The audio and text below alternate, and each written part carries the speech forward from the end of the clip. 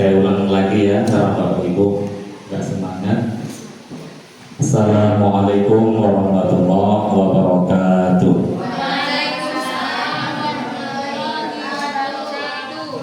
Mudah-mudahan sesuai pantun, daun salam siap saji, menjawab salam dimudahkan rezekinya. Amin. Alhamdulillah. Bismillahirrahmanirrahim. Alhamdulillahirabbil alamin. Wa bihi nasta'in wa ala umuri dunya waddin. Wassalatu wassalamu ala asrofil anbiya'i wal mursalin wa ala alihi rasulillahi ajma'in. Amma ba'd. Yang terhormat beliau Bapak Kepala SMA 11 Tebo, yang terhormat Bapak Ibu Warga, yang kami hormati Ibu Dewi Murtia SPD, dalam hal ini selaku pemateri dalam diseminasi, dengan Ibu Fitriana. Kita di sini tidak terlepas dari karunia Allah dapat berkumpul di lab kimia ini. Maka dari itu marilah kita bersama-sama mengucapkan hamdalah alhamdulillahirabbil alamin. Juga tidak sah rasanya kita kalau tidak mengucapkan salam Allahumma sholli ala sayyidina Muhammad wa ala ali sayyidina Muhammad. Bapak Ibu sekalian yang dirahmati Allah Subhanahu wa taala, marilah acara diseminasi pada pagi hari ini tanggal berapa Bu Dewi? 23 Agustus 2024. Kita buka bersama-sama dengan bacaan Alkitab dari Dorillah wasafati Rasulullah sallallahu alaihi wasallam. Semoga acara ini membawa barokah, membawa kebaikan bagi kita bersama. Al-Fatihah. A'udzubillahi minasyaitonirrajim. Bismillahirrahmanirrahim. Alhamdulillahirabbil alamin arrahmanir rahim maliki yaumiddin. Iyyaka na'budu wa iyyaka nasta'in ihdinas siratal mustaqim siratal ladzina an'amta 'alaihim ghairil maghdubi 'alaihim waladdallin. Amin. Jadi Bapak Ibu sekalian yang dirahmati Allah Subhanahu wa taala, tadi Bapak Ibu peserta belum saya hormati ya. Yang saya hormati peserta diseminasi, memang saya agendakan kedua. Kemudian para fotografer juga yang saya hormati, saya sayangi. Ini satu ada fotografer dan IT yang handal, ini dari Jambi. Nanti kita bisa perkenalan sebelum kita perkenalkan nanti ya. Ini suatu kebanggaan bagi kita bersama.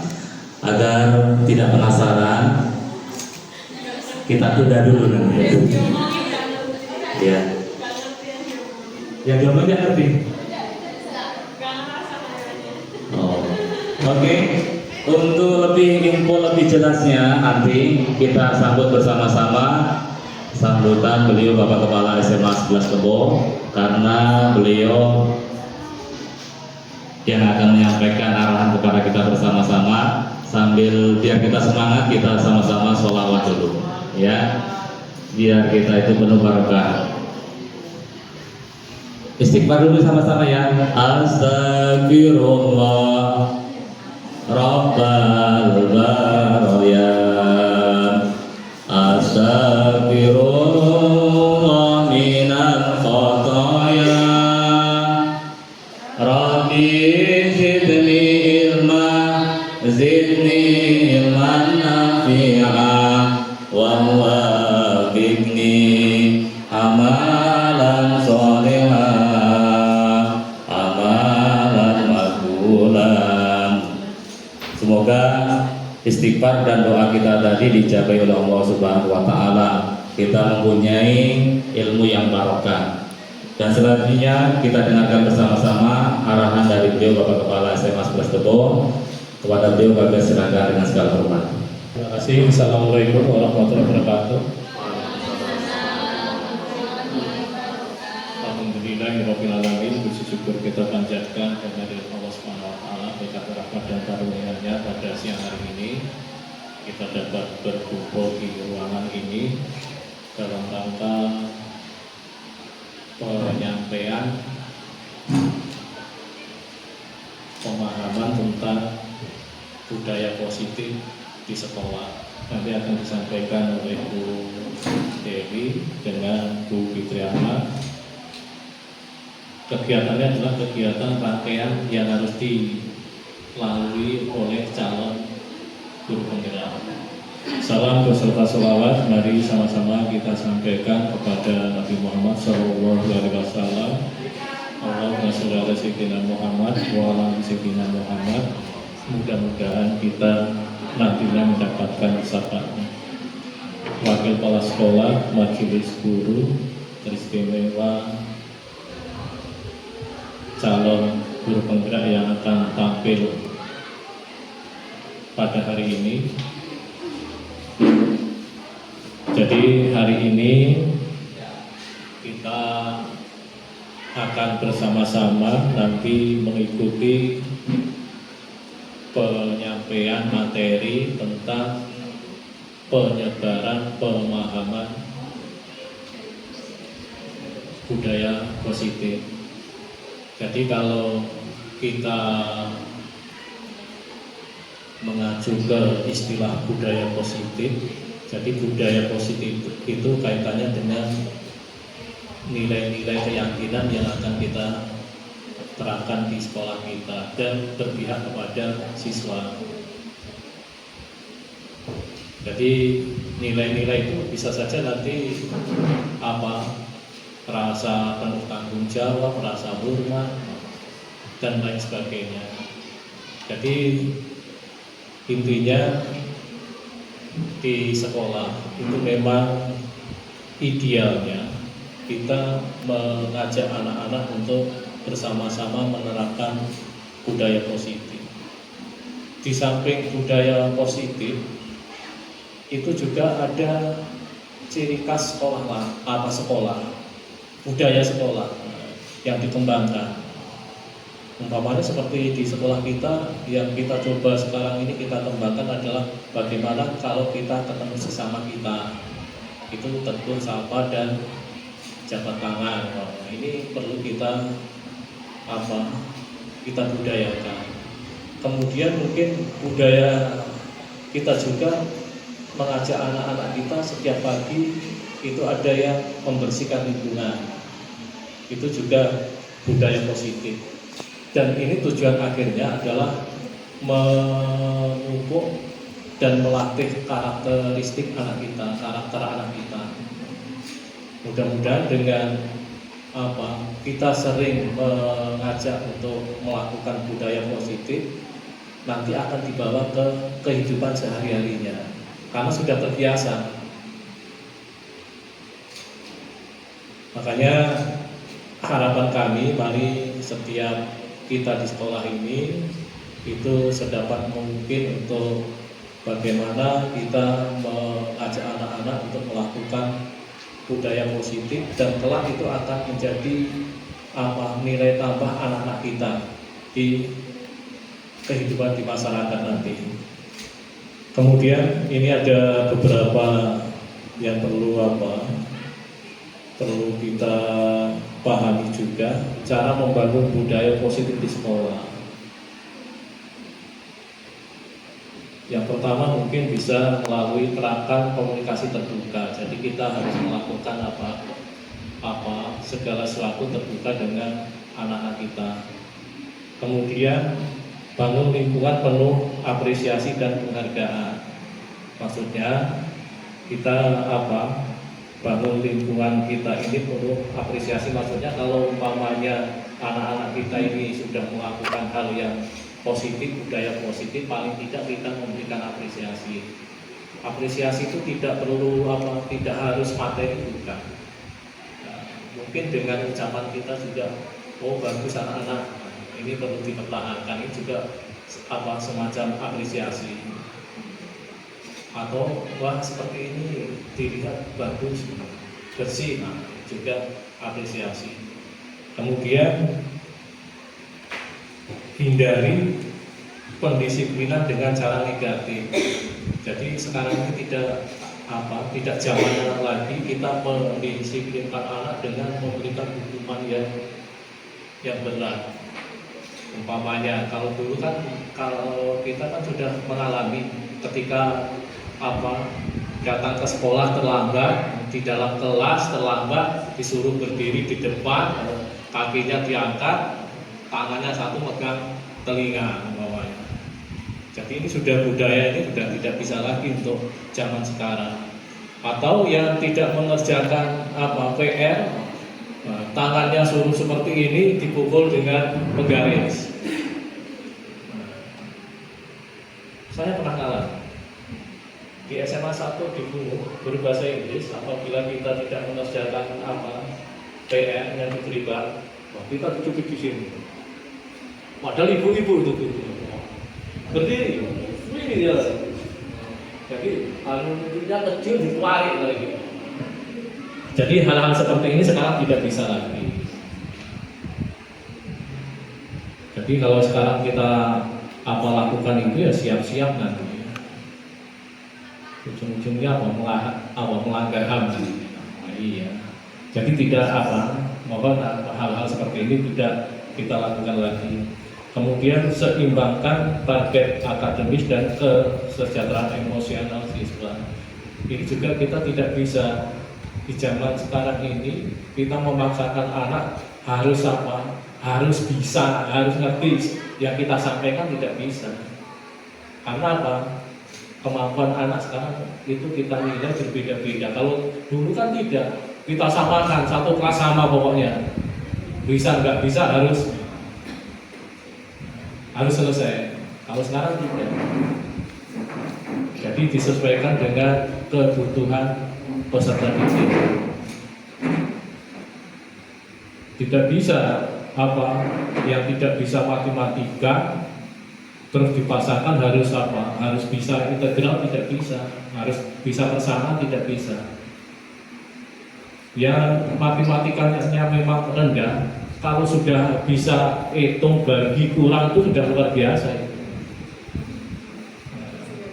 Yang penting nanti ketika jualan minyak di rumah bisa belinya itu 3 liter uangnya 100.000 bisa mengembalikan susuknya itu sudah luar biasa.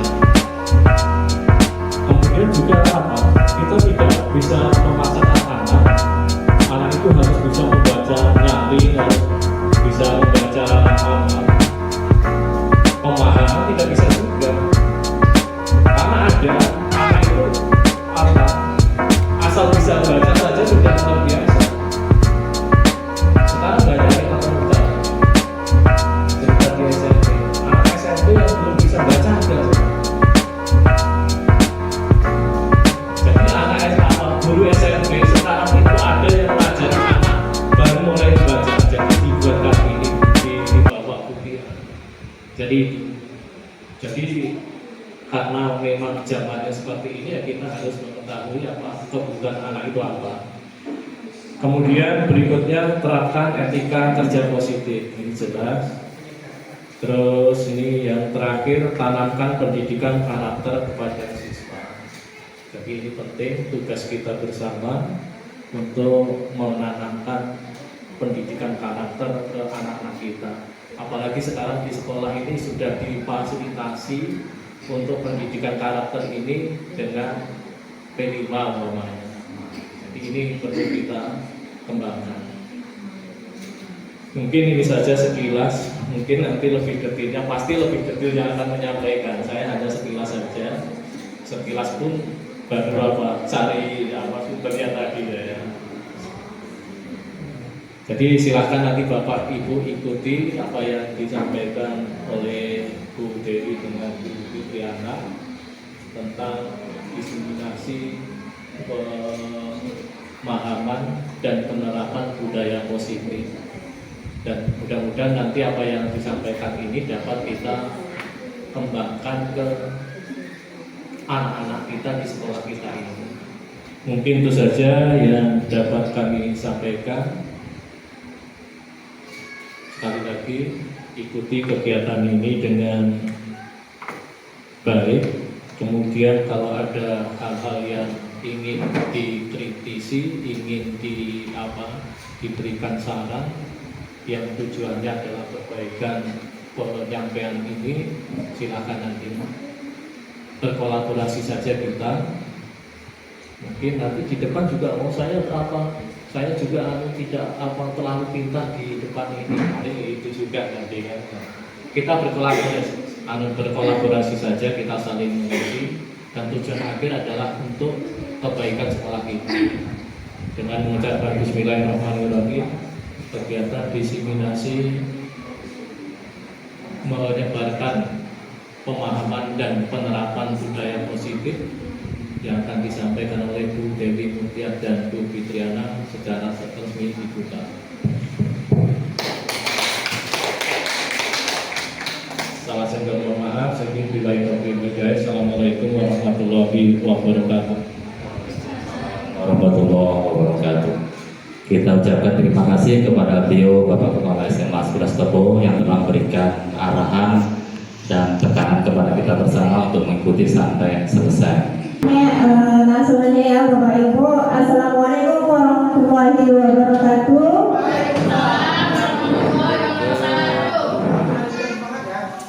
Yang saya hormati Bapak Gubernur SMA Negeri 11 serta Bapak Ibu guru yang luar biasa hebatnya.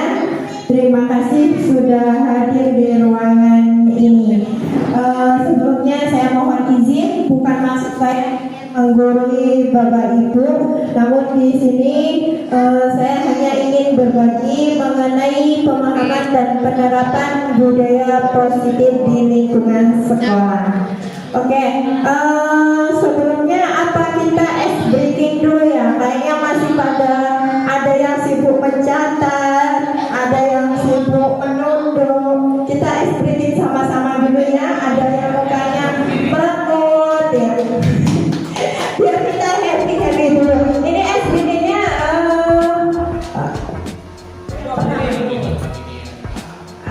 silakan Bapak Ibu masing-masing tegak semuanya.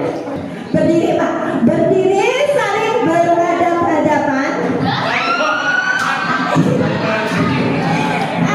Cari pasangan yang cewek sama cewek, yang cowok sama cowok.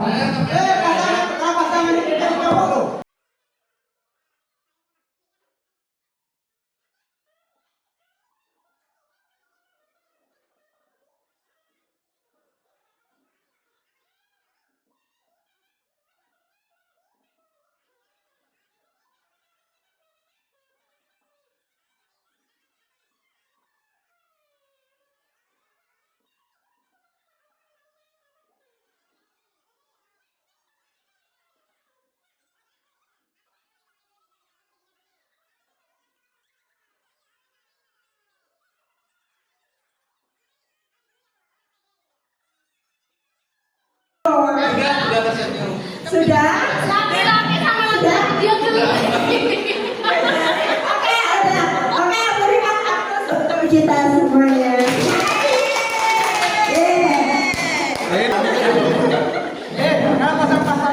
Tergantung yang Jadi pendapat Bapak gimana nih?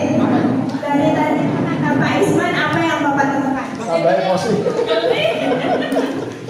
Ya, baik. Pendapat saya tentang tatap menata, ya kan? Itu gimana ya? Biasa-biasa saja. Yang penting itu ada posisi positifnya. Kita saling happy dan tertawa ya kan? Ya melihat wajah-wajah teman kita. Ya. Terima kasih teman itu saja. Oke, terima kasih Pak Sudi. Sangat luar biasa sekali. Nah, ini di sini saya akan mendapatkan mengenai penerapan budaya positif di lingkungan sekolah. Menurut Bapak Ibu, penting tidak budaya positif ini diterapkan di lingkungan sekolah? Menurut Bu Hani, apa budaya positif itu penting nggak sih kita terapkan di lingkungan sekolah kita? Budaya menatap tadi dulu. budaya menatap ya. Penting banget natap tamannya, padahal kita nggak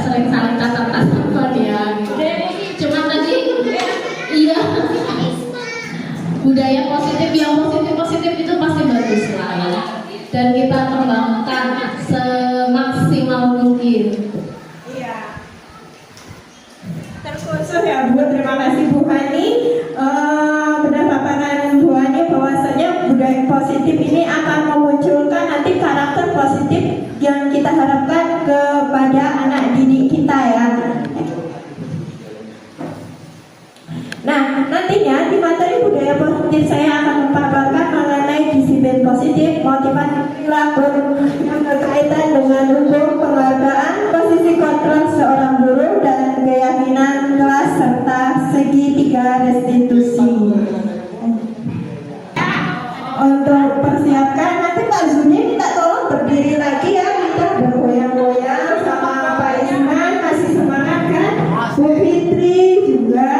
Nanti kita happy di sini habis makan mengajar.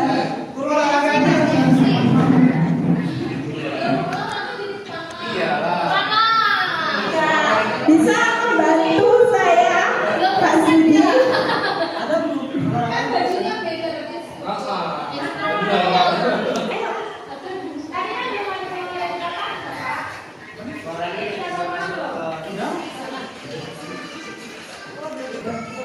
Nah, ayo Bapak Ibu mohon berdiri semuanya ya. Kita lepaskan pengat kita terlebih dahulu. Ayo semangat. Biasanya kita mengajar teriak-teriak. Ya, kita goyang-goyang ini dari Bu Rina yang dulunya saya terinspirasi. Dari contohkan dulu ini. Nanti dibantu sama Bu Rina saya. Inspirasi dari salah satu Bu Rina ini.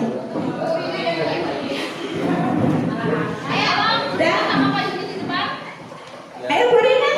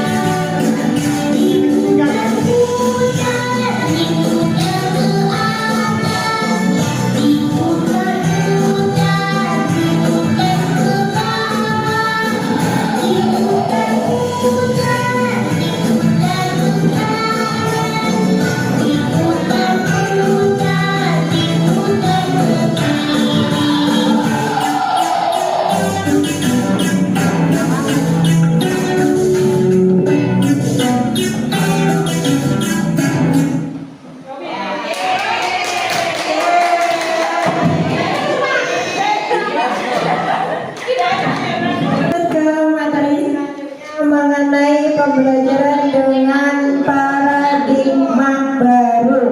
Nah, dalam pembelajaran paradigma baru, kita sering mendengar istilah pembelajaran dengan metode studi center dan teacher center. Nah, mungkin dari Pak Edo bisa memberikan pendapatnya apa itu metode center dan teacher center. Kalau nanggung berarti saya beralih, mungkin bisa minta tolong sama Pak Isman.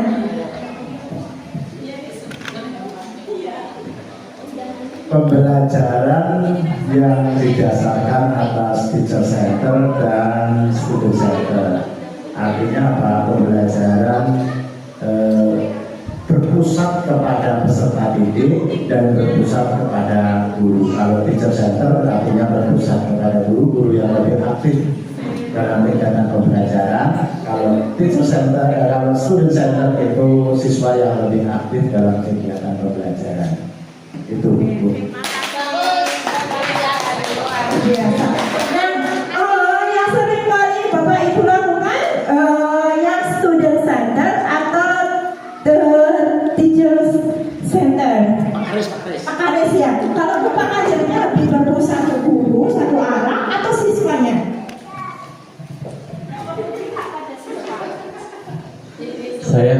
ke situasi.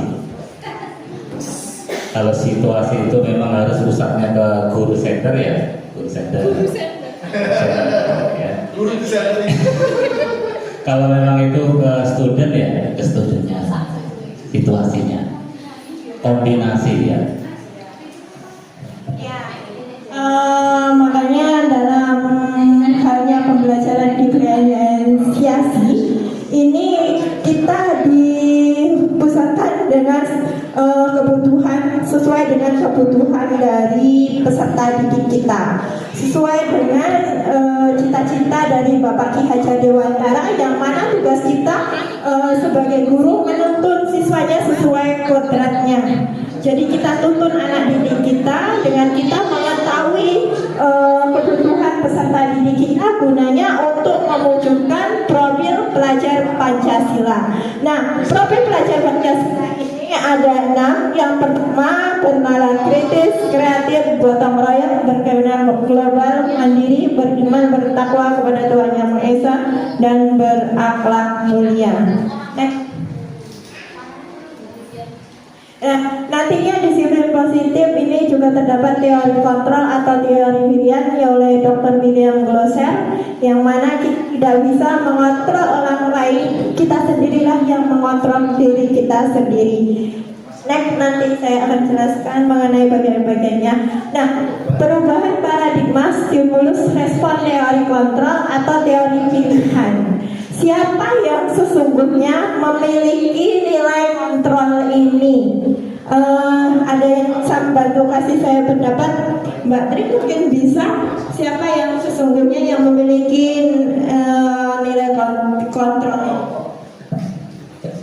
Baik, terima kasih Bu Fitri. Jadi pertanyaan tadi, siapa punya? Jadi pertanyaannya tadi, siapa yang bisa mengontrol diri ya Bu ya? Dari pertanyaan tersebut bisa saya jawab bahwasannya yang bisa mengontrol diri adalah diri kita sendiri, ya, bukan orang lain. Jadi nilai kontrol itu ada terletak pada diri kita sendiri. Terima kasih. Terima kasih Bu Tri.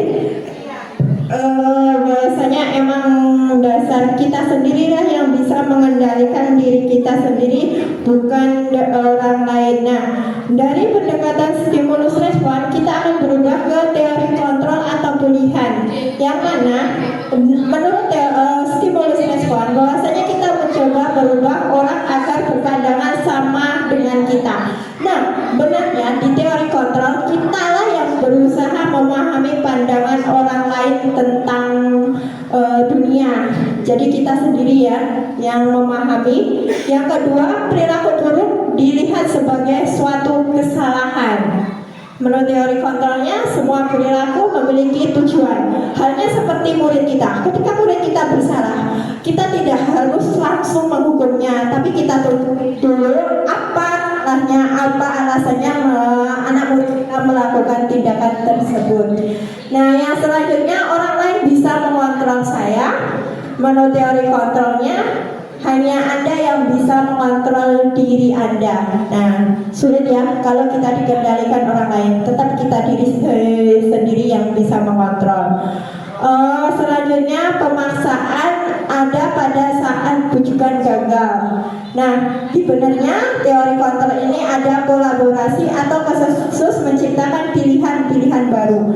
Artinya kita sama-sama dengan murid, kita menemukan solusi bersama. Kita kolaborasi dengan murid, kita memecahkan masalah bersama murid, bukan berdasarkan keputusan kita sendiri. Selanjutnya, model berpikir menang atau kalah, atau teori kontrolnya model berpikir menang-menang, atau dengan istilah lainnya, kalau berpikir menang-menang atau win-win solusi, jadi kita sama-sama mencari solusi dengan siswa kita sama-sama dalam memecahkan permasalahannya.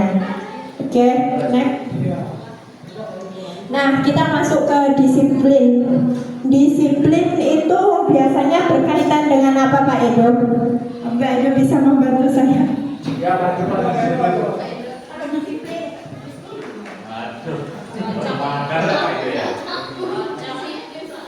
Disiplin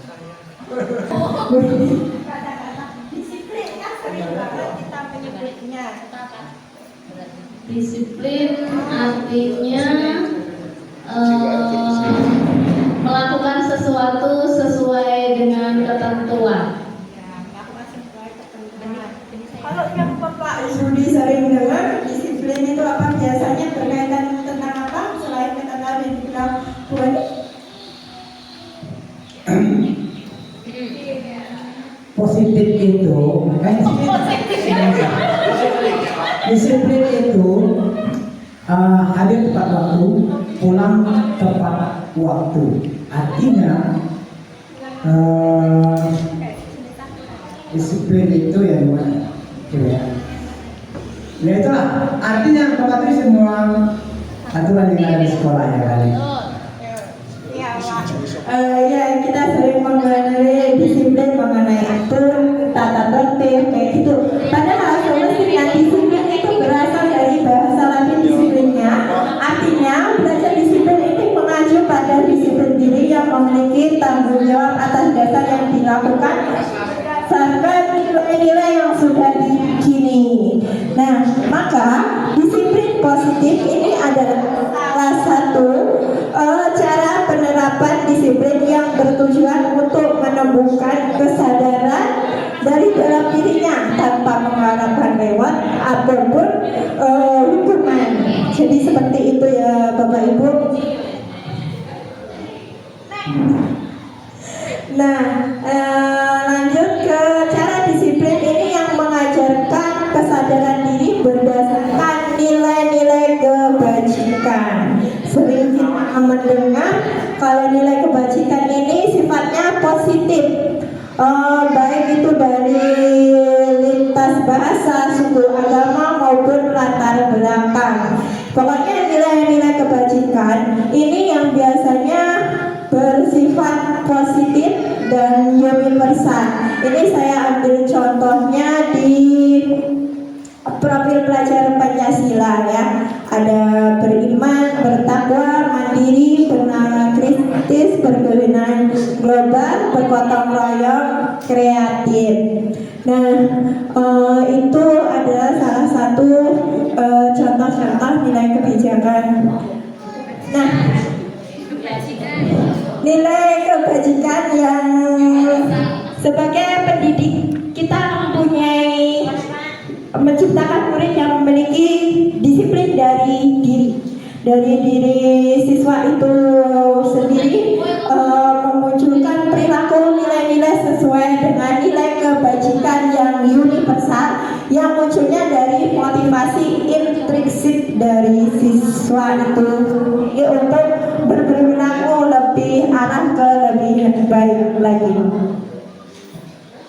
Nah, ini disiplin positif juga dapat mengatur diri dalam segala tindakan dan dapat menyadari bahwa motivasi internal, paksaan, pujian atau hukuman. Jadi disiplin positif ini benar-benar dari dalam internal, bukan dari akibat dari paksaan. Ini sebenarnya motivasi perilaku manusia ya. Ternyata ada motivasi eksternal. Nah, kalau eksternal itu untuk menghindari ketidaknyamanan hukuman, untuk mendapatkan imbalan atau penghargaan dari orang lain. Nah, bisa kasih contoh nggak? Kalau motivasi siswa yang ekstrinsik ini apa kira-kira Bu Eka, pendapat Bu Eka yang eksternal? Contoh motivasi eksternal pada siswa misalnya ya, kebiasaan kita guru memberikan semacam hadiah. Jadi siswa itu termotivasi dengan adanya hadiah tersebut. Jika kita tidak memberi hadiah, motivasinya akan hilang. Itu merupakan salah satu contoh motivasi eksternal. Terima kasih Bu Eka. Ya, seolah-olah siswa itu hanya mengejarnya karena adanya penghargaan dan imbalan. Selanjutnya ke motivasi internal. Nah, motivasi motivasi internal inilah yang sangat kita harapkan dari anak-anak didik kita. Dia menghargai diri sendirinya dengan nilai-nilai yang mereka percaya. Hukuman kelebihan dan motivasi eksternal dari diri murid. Jadi dia emang pure dari segala tindakannya emang dari dalam diri murid tersebut. Nah, selanjutnya itu kebutuhan dasar manusia. Sama halnya kita sama murid, sama-sama membutuhkan 5 kebutuhan dasar ini. Apabila 5 kebutuhan dasar ini tidak terpenuhi, maka kita juga akan menyimpang. Begitu juga dengan murid. Yang pertama ada kebutuhan dasar bertahan hidup atau survival. Ini berupa makanan, pakaian. Yang kedua kasih sayang, rasa diterima. Ketiga, penguasaan, harga diri diakui, kebebasan, keempat, dan kelima, kesenangan. Dan sebagai saya kasih contoh nih, kalau muridnya kelihatan lesu, lemah, datang ke sekolah itu, kira-kira kebutuhan dasar apa tidak terpenuhi mereka?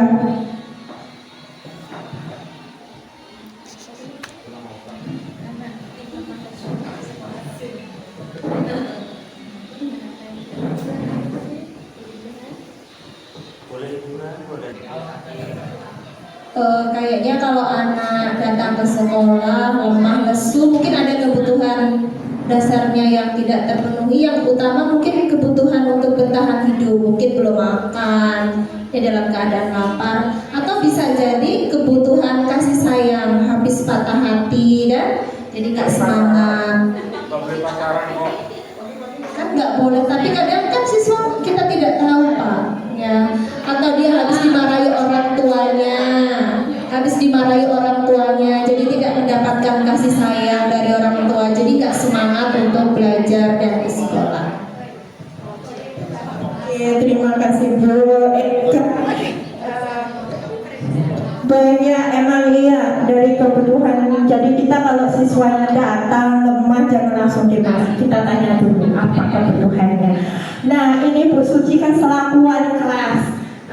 Bu Suci pasti tahu lah anak-anaknya, kondisinya pasti menemukan anak-anaknya ada yang kurang di kebutuhannya, ada pasti yang di dalam kelas itu bermasalah. Kira-kira yang Ibu Suci temukan.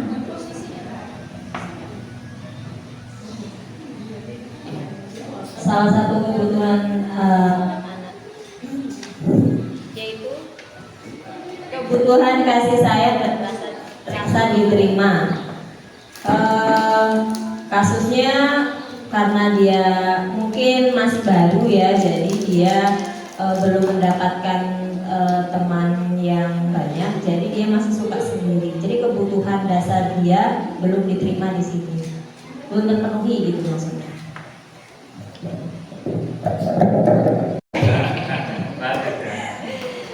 Ya, terkadang memang banyak ya anak-anak didik kita kurang dari rasa kasih sayang di dalam dirinya, dan itu juga kita perhatikan.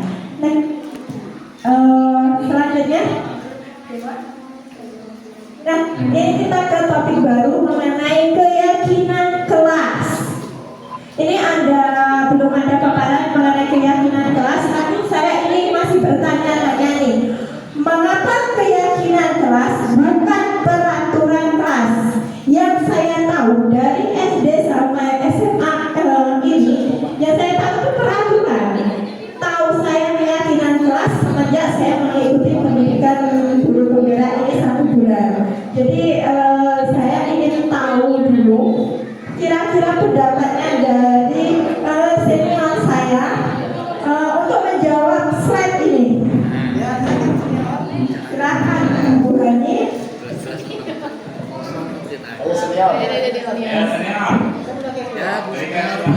Keyakinan itu timbul dari dalam diri seseorang. Jadi menurut saya, kalau keyakinan itu timbul dari diri sendiri, maka akan lebih dapat bertahan lama, lebih bisa melakukan perubahan-perubahan yang bersifat permanen. Kalau peraturan itu biasanya lebih perasaan menerimanya itu karena sesuatu hal-hal lain di luar dirinya sendiri. Gitu. Terima kasih Bu Hani. Akhirnya terpecahkannya bahwasanya keinginan keras itu kita munculkan untuk di dalam diri kita sendiri. Nah, keyakinan keras ini dapat kita tulis berupa pernyataan universal, dibuat pernyataan positif, sedikit dan mudah diingat sesuai kondisi kelas. Semua warga sekolah dilibatkan dalam pembuatan keyakinan. Nah, contohnya kayak ini. Kalau di kelas itu dibuat terus. Keyakinan kelas apa yang kita terapkan? Kata-katanya harus bagaimana? Di kelas itu suasananya ribut, tiap hari berantem, pokoknya berantakan. Keyakinan kelas apa yang harus kita terapkan kata-katanya Pak Edo? Pak Edo bantu saya. Ya, karena sudah ketiga kali saya coba jawab. Ya, kalau misalkan kelasnya ribut, banyak yang tidak fokus ke pelajaran, mungkin bisa diajak anak untuk menjaga ketertiban bersama agar mereka bisa dapat tenangnya sama-sama diajak. Ya, benar kata Pak Edo bahwa keyakinan kelasnya bisa kita ubah menjadi tenang itu damai. Bisa kita yakini di dalam menulis dan bahkan bisa dituliskan. Ya Pak Edo. Ada yang bisa kasih contoh yang lain mungkin Putri?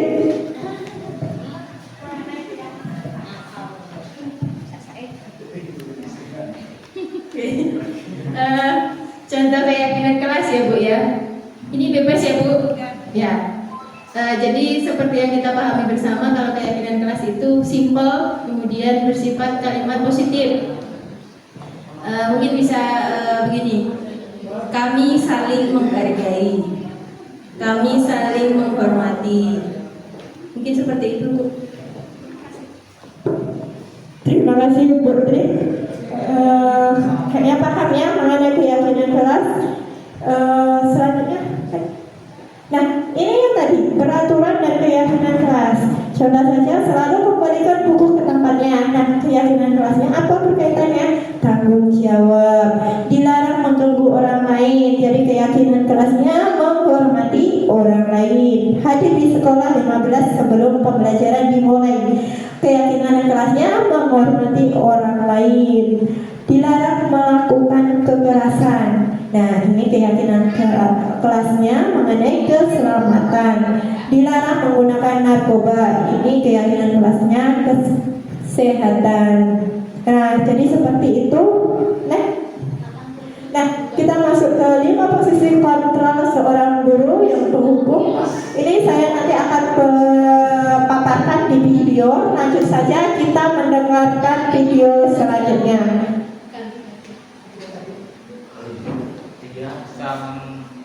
Ya, kita dengarkan dari ini video ini terlebih dahulu.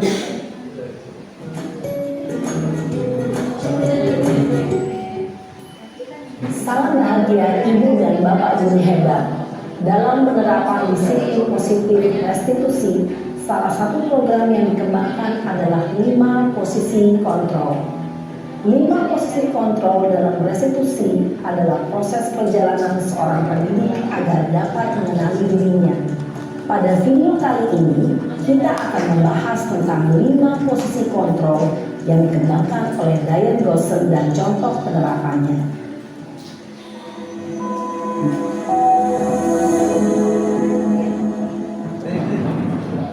5 posisi kontrol itu adalah 1. Posisi penghukum, 2. Posisi pembuat rasa bersalah, 3. Posisi teman, 4. Posisi pemantau atau monitor, dan 5. Posisi manajer. Untuk lebih memahami kelima posisi tersebut, mari kita saksikan kasus Naren yang terlambat hadir 20 menit di sekolah dan melihat bagaimana kelima posisi kontrol dalam menghadapi masalah tersebut.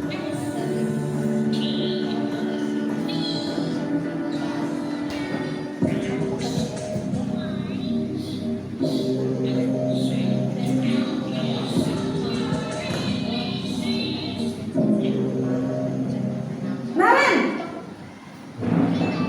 sini kamu. Selamat pagi Bu. Selalu terlambat. Kamu deh, pasti terlambat.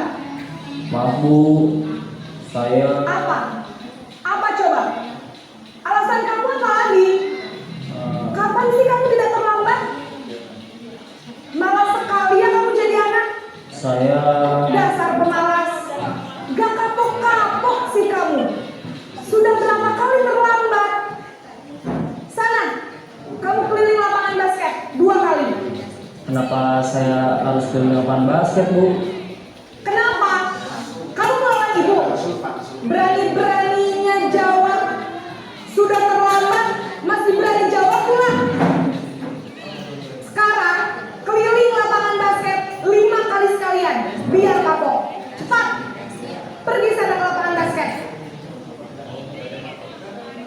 Posisi penghukum biasanya berbicara dengan nada tinggi, menghardik, menunjuk-nunjuk, menyakiti, dan menyindir. Hukuman bisa berupa fisik maupun psikis. Ibu dan bapak guru hebat. Dampak yang terjadi pada murid ketika guru berada pada posisi penghukum adalah murid cenderung akan memberontak, bahkan menyimpan dendam.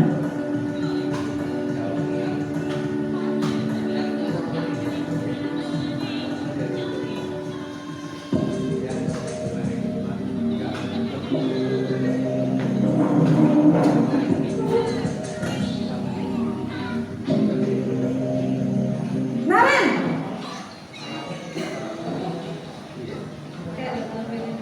Selamat pagi Bu.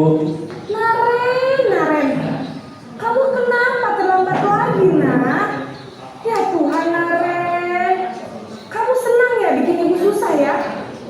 Kalau kamu terlambat lagi, nanti ibu yang ditegur bapak kepala sekolah, nak.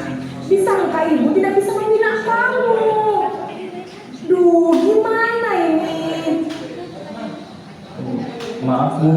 Duh, Gusti Naren. Kamu suka ya kalau ibu ditegur bapak kepala sekolah? Terus, sekarang ibu harus tulis apa ini di buku absen? Ini kamu sudah sering terlambat loh. Ibu harus apa coba? Maaf Bu. Maaf sekali. Ya sudah, lain kali jangan bikin ibu susah lagi ya nak ya. Ibu tidak akan kuat lagi kalau kamu begini terus. Bisa jantungan kalau ibu ditegur bapak kepala sekolah. Sana cepat ke kelas. Maaf ya Bu. Maaf sekali.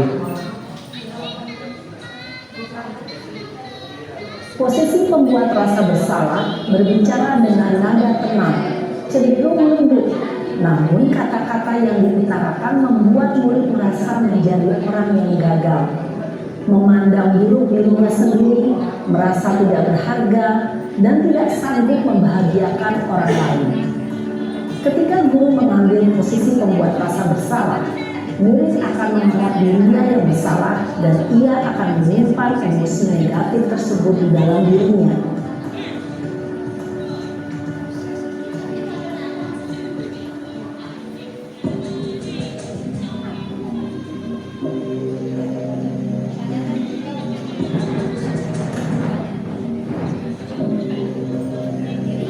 Naren,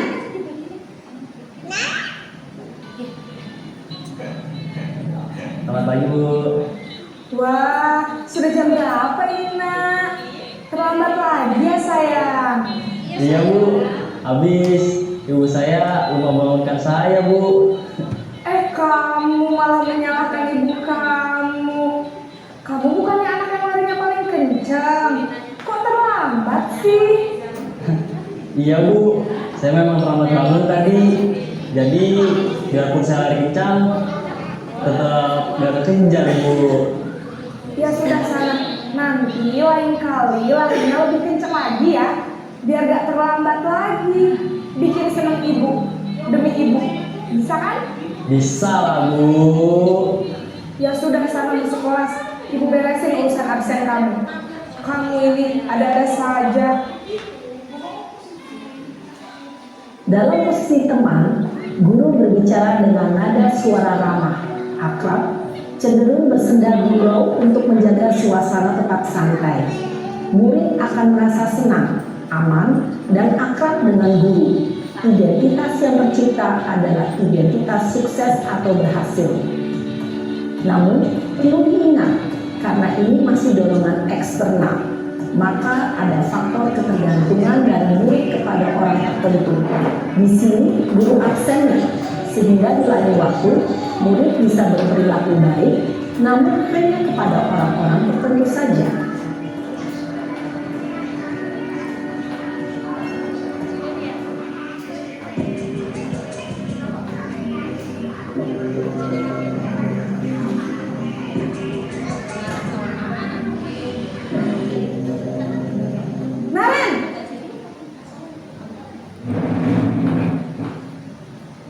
Selamat pagi Bu.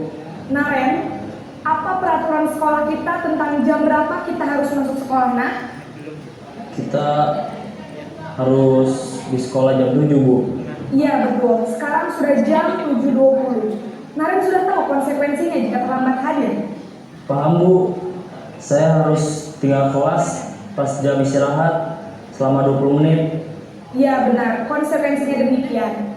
Jadi nanti jam 9.30 pas istirahat, kamu harus tinggal di kelas, kerjakan tugas tambahan untuk ketertinggalan kamu, ya? Baik Bu. Posisi pemantau mengandalkan penghitungan atau data untuk mengontrol murid. Guru mengarahkan murid berdasarkan peraturan dan konsekuensi. Seorang pemantau menunjukkan bahasa tubuh dan ekspresi wajah yang datar dan cenderung formal.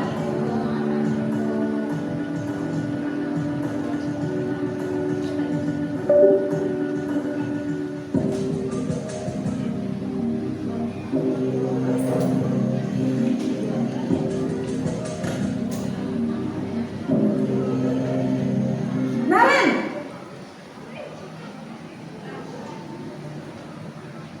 Selamat pagi Bu. Selamat pagi, Naren. Maaf Bu, saya terlambat. Iya, sekolah masuknya jam 7, sekarang sudah jam 7.20. Jadi sekarang bagaimana ini, Naren? Maaf Bu, saya lupa setel alarm saya semalam. Baiklah, menurut kamu, keyakinan sekolah yang mana yang perlu kamu tingkatkan?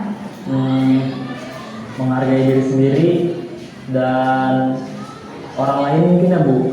Setuju. Jadi, apakah Naren meyakini prinsip saling menghormati tersebut? Iya Bu, saya meyakininya. Apakah Naren bersedia memperbaiki masalah keterlambatan ini? Bersedia Bu. Bagaimana kamu akan perbaiki masalah keterlambatan ini? Saya akan coba untuk tidak lupa menyetel alarm saya Bu. Baik, kalau Naren lupa menyetel alarm di rumah, ada orang yang kira-kira bisa bantu mengingatkan tidak? Ada Bu, kakak saya, Kak Emma. Ada lagi selain Kak Emma? Selain Kak Emma, ada ibu saya. Baik, jadi yang mengingatkan Naren adalah Kak Emma dan Ibu Nadia. Kira-kira akan mulai start alarm kapan nih, Naren? Setelah pulang sekolah, akan segera saya lakukan. Baik, jadi Naren akan setel alarm untuk bangun besok pagi dan akan diingatkan oleh kakak dan ibunda Naren ya. Ada lagi yang mungkin perlu dilakukan, Naren, agar tidak terlambat bangun lagi? Tidak ada Bu. Baik, Naren, terima kasih untuk bersama kamu. Sekarang kamu perlu kembali ke kelas untuk belajar. Baik Bu, terima kasih.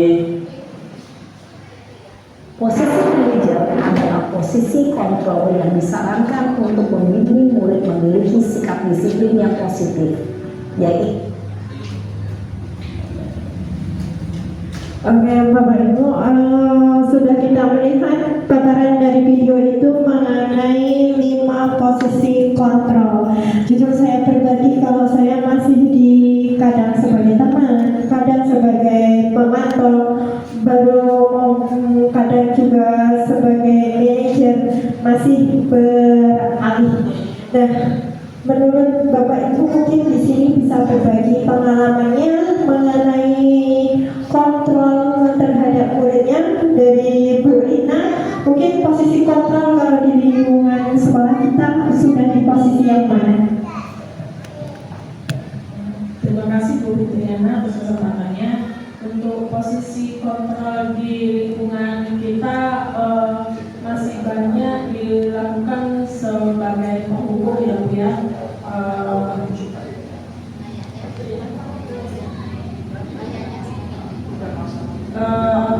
Seharusnya kita di posisi kontrol sebagai manajer ya Bu ya, tapi mungkin belum banyak yang melakukan itu.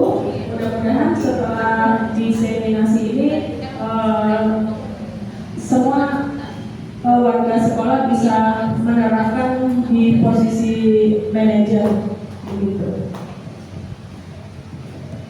Terima kasih Bu Rina. Ya, memang yang terbaik bagi seorang guru layaknya kita memang di posisi manajer. Seorang siswa bisa menemukan solusi atas permasalahannya sendiri. Nah, ini kita masuk ke restitusi, di mana kita menciptakan kondisi murid untuk berbagi kesalahannya secara kolaboratif. Jadi kita mengajarkan siswa menemukan solusinya sendiri. Nah, nantinya di restitusi kita akan yang tahap pertama menstabilkan identitas, yang kedua validasi kebutuhan, yang ketiga menanyakan keyakinan kelas. Nah, tahap pertama yaitu menstabilkan dulu identitas. Kita tanya siswa dulu. Kayak pertanyaan seperti ini, ketika siswa itu berbuat salah, kita tanya baik-baik kepada siswa, kita identitas dulu apa permasalahannya. Yang kedua itu validasi kebutuhan. Nah, validasi kebutuhan ini contohnya kamu bisa saja melakukan hal yang lebih buruk, tetapi kamu tidak melakukan. Nah, itu yang validasi kebutuhan. Yang ketiga yaitu tahap terakhir, kita menanyakan keyakinan. Anak melihat kesalahannya, kita hubungkan dengan norma sosial dan nilai-nilai yang mendasari manusia untuk berinteraksi dengan orang lain. Nah, contohnya seperti kita guru berkata, apa sih nilai kita percaya di kelas, di sekolah kita. Nah, ini saya ambil contohnya, Pak bisa menunggu 10 menit dulu ya. Saya mau Jumat.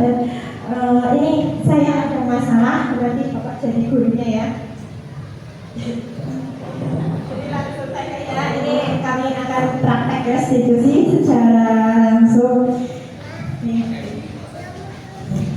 Pak, saya di kelas dibully sama teman-teman Pak. Pokoknya saya sudah gak mau sekolah Pak. Besok saya sudah mau keluar. Saya udah komunikasi dengan orang tua, bahwasanya orang tua saya setuju untuk memindahkan ke Jawa.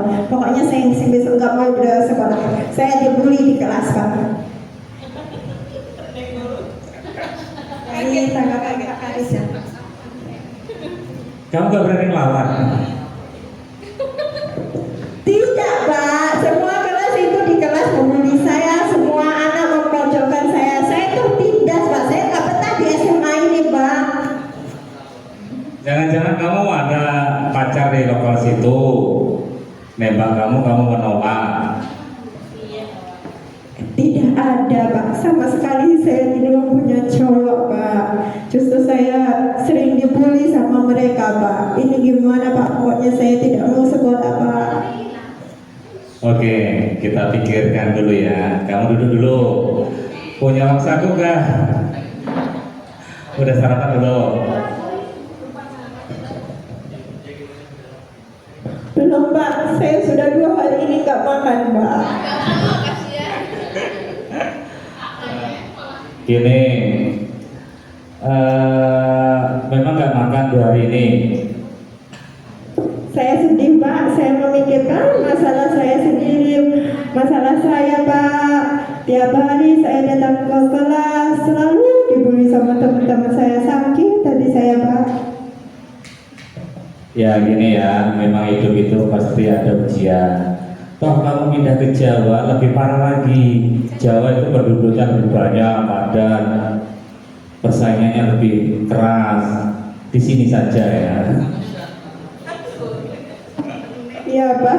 Kalau begitu saya coba di sini dulu ya, Pak. Ini itu loh, itu Ibu Hani itu loh, itu dia itu pengen cari kawan. Nanti saya komunikasikan, mungkin bisa tinggal di situ dulu. Jadi berangkat balik dengan Bu Hani. Kalau ada yang bully kamu nanti pasti takut dengan Bu Hani, itu orang yang galak itu nanti aman. Oh, berarti aman ya, Pak. Besok kalau ada orang bully, saya laporkan sama wali kelas saya, Bu Hani ya, Kak. Ya semangat ya Dek ya. Gak ada orang itu akan sukses kalau gak ada rintangan, gak ada namanya cacian makian dan lain sebagainya. Kalau kamu pengen sukses ya harus kuat. Dibully ya terima apa adanya. Yang jelas Allah masih sayang kamu, Bapak masih sayang kamu, ya kan? Kalau masalah makan nanti saya carikan ibu-ibu itu yang gendut-gendut itu biar dikurangi snack apa namanya bontotnya. Baik, Pak. Terima kasih, Pak. Besok saya praktekkan, saya coba untuk terus di sekolah ini ya, Pak. Terus semangat tuh ya, tidak ada di dunia itu yang nyaman kamu di apa namanya dimanjakan, tidak ada ya. Berarti tetap semangat untuk kepentingan kamu sendiri. Ya, Pak, baik. Terima kasih, Pak. Oke, oke. Oke, itu tadi contoh dari saya sama Pak Haris. Kebetulan Pak Haris ini dulunya juga guru saya. Nah, ini saya minta pendapatnya dari Bapak Ibu peserta di sini. Kira-kira restitusi saya sama Pak Sukaris tadi sudah benar apa belum? Sudah melewati tahap-tahap restitusi atau belum? Saya minta sama Bu Eka ya. Tolong. Oke, terima kasih Bu Fitriana. Sesuai yang Ibu paparkan tadi, ada 3 tahap segitiga restitusi. Yang pertama yaitu menstabilkan identitas, yang kedua validasi tindak kesalahan, yang ketiga menanyakan keyakinan gitu. Jadi ketika restitusi yang Ibu praktekkan dengan Bapak Sukaris tadi itu luar biasa sekali ya, seorang siswa yang sangat emosinya sangat tinggi sekali gitu. Kalau kita lihat sesuai dengan segitiga restitusi tadi, kalau kita lihat yang pertama untuk yang pertama menstabilkan identitas ya, itu belum terlihat. Karena apa? Karena dengan emosi yang membara dari seorang siswa itu, hendaknya bagaimana menurunkan emosinya dulu gitu. Kemudian yang kedua memvalidasi kesalahan ya. Mungkin seorang siswa butuh suatu kalimat seperti yang Ibu paparkan itu, kalimat yang mampu kalimat yang mendorong dirinya ya, atau merangsang dia untuk mengakui atas apa yang sudah diperbuatnya. Jadi kemudian yang ketiga yaitu menanyakan keyakinan. Sepertinya pada prosesnya sudah ada tetapi belum begitu terlihat mungkin apa keyakinan yang siswa tadi ingin terapkan atau keyakinan yang sudah dilanggarnya, sehingga dari keyakinan ini dia bisa memunculkan kesadaran diri untuk merubah kesalahan yang sudah diperbuat. Mungkin itu dari analisis saya, Bu Fitriana. Terima kasih. Terima kasih Bu Eka Lismaya ya, bahwasanya memang harus kita mencapai 3 tahapan restitusi tersebut, mulai dari menstabilkan, memvalidasi serta menanyakan keyakinan kelas. Nah, ini kepada Bapak Ibu peserta, ada yang bisa kasih contoh lagi proses restitusi yang mungkin dari Putri sama Bu Eka Sri ya, Bu Eka Sri bisa kasih contoh restitusi biar kami semuanya nanti paham yang lebih jelasnya. Oke, atau Bu Eka-nya sebagai guru, Putrinya sebagai siswa. Gimana balik? Selamat siang Bu. Selamat siang, Angel. Ada apa Angel?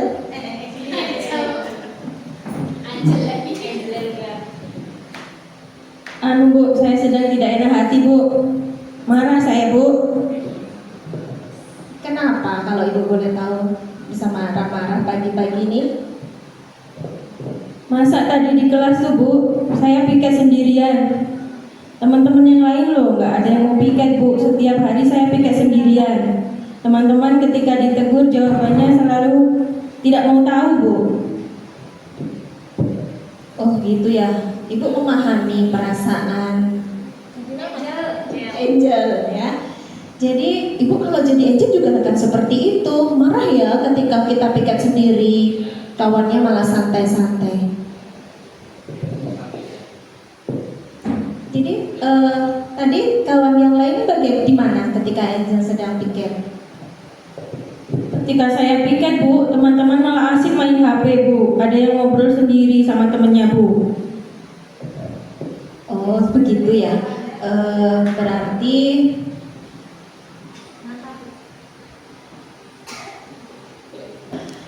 jadi tadi Angel di kelas ngapain aja? Ketika kawannya tidak piket, apa yang Angel lakukan di kelas? Saya marah Bu, saya lempar kursi Bu, karena saya saking marahnya. Mereka saya tegur suruh bantu piket nggak mau. Jadi saya marah, saya bentak-bentak mereka Bu. Kalau menurut Angel itu perbuatan yang benar atau tidak? Dengan marah-marah di kelas, kemudian melempar kursi. Ya salah sih Bu.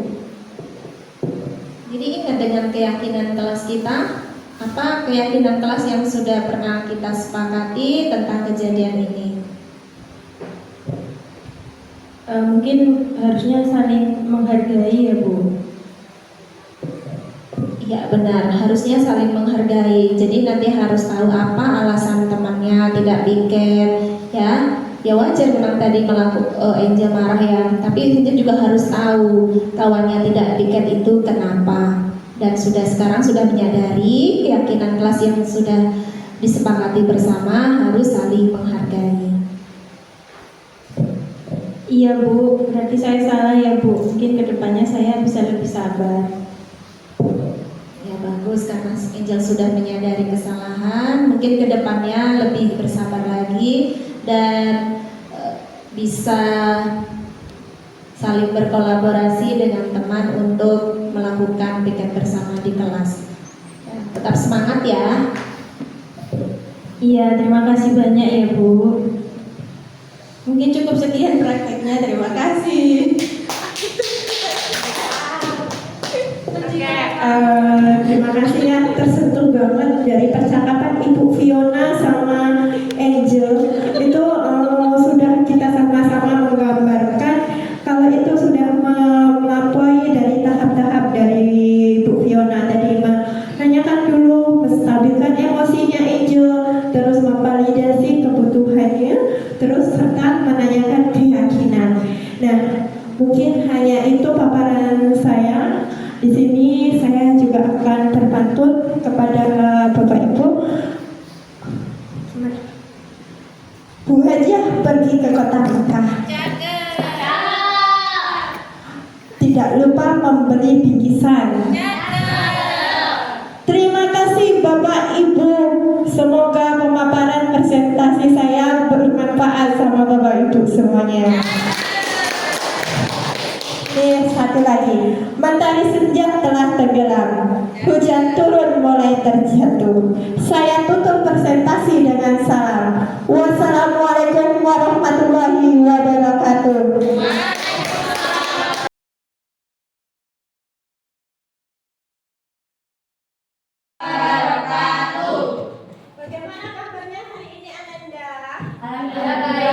Baik, Bu.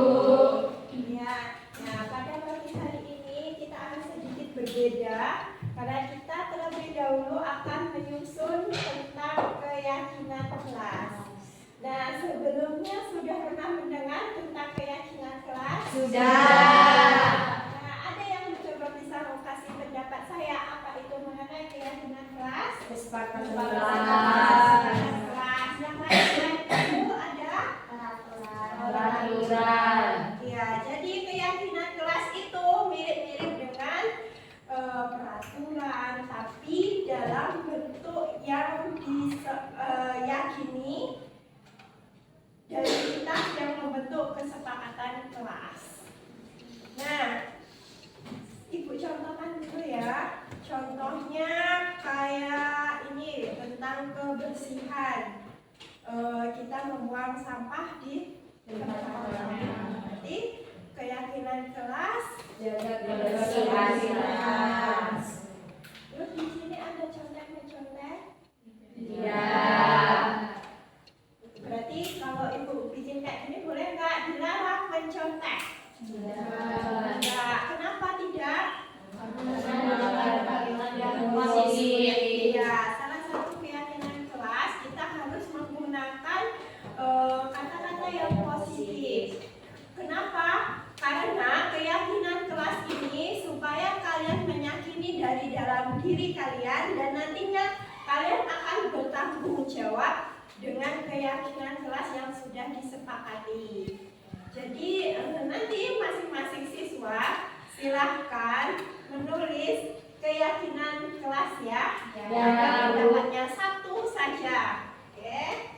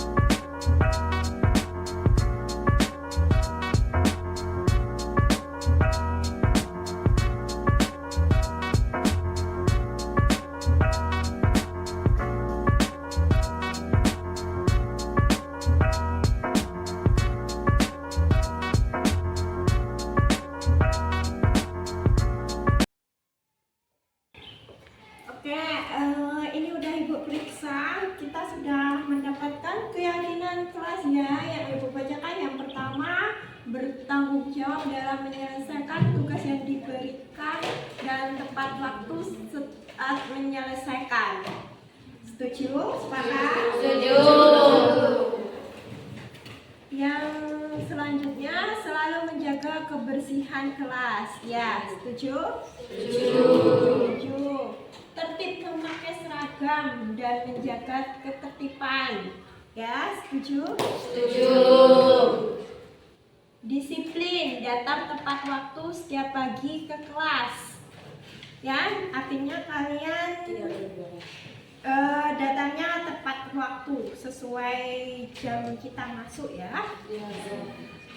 Terus selanjutnya jujur, kita harus jujur dalam melakukan pembelajaran atau dalam hal apapun ya. Setuju? Setuju. Oke, sudah. Nah, di sini kalian semuanya sudah sepakat dan setuju. Nantinya Ibu harapkan kalian bisa meyakini hal-hal yang kalian sudah tuliskan di situ. Jadi kalian akan ingat dan selalu bertanggung jawab terhadap nilai-nilai yang sudah menjadi keyakinan kalian. Sepakat? Assalamualaikum warahmatullahi wabarakatuh. Halo semuanya, perkenalkan nama saya Alia Natifani dari kelas 11 F1A. Menurut saya, pembelajaran kemarin dengan Ibu Fitriana sangat menyenangkan dan membuat saya jadi lebih disiplin akan waktu dan juga lebih bertanggung jawab, sesuai dengan keyakinan kelas yang telah dibuat kemarin dengan Ibu Fitriana. Terima kasih. Wassalamualaikum warahmatullahi wabarakatuh. Assalamualaikum warahmatullahi wabarakatuh. Halo semuanya, perkenalkan saya Rafika Asmaradani dari kelas 11 F1A. Di sini saya ingin menjelaskan seputar tentang keyakinan kelas. Keyakinan kelas merupakan peraturan yang dibuat berdasarkan kesadaran siswa untuk membangun kelas impiannya. Setelah kami membuat keyakinan kelas bersama Ibu Fitriana, saya sangat sadar tentang pentingnya tanggung jawab sebagai siswa. Keyakinan kelas membuat kami menjadi lebih disiplin, bertanggung jawab, dan menjadikan kami lebih baik. Belajar bersama Ibu Fitriana sangat menyenangkan. Terima kasih.